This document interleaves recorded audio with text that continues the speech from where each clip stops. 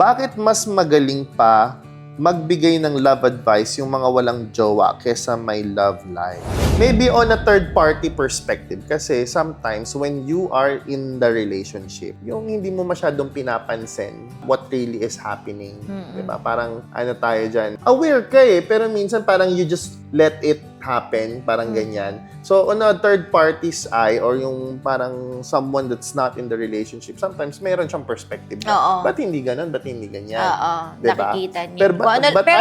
But I don't think it's better. Kasi yung advice na binibigay niya, based lang sa kung ano lang yung nakikita niya, based lang sa kung ano yung alam niya. Yes. Pero kasi, behind the scenes, ang daming nangyayari. Yes. So, hindi ko masasabi na mas magaling sila magbigay ng love advice. Kasi, in the first place, if they really are good pagdating sa love, then they should have their own relationship. They should be able to handle it ng, alam mo yun, halimbawa tayo. Or pwede pa siguro yung nagkaroon ng relationship pero single ka lang at the moment. Pero hindi Pwede yung din. totally single ka, I don't think so. Oo, na mas Very objective lang yung opinions na mabibigay nun. Yung parang ano lang, common sense kumbaga.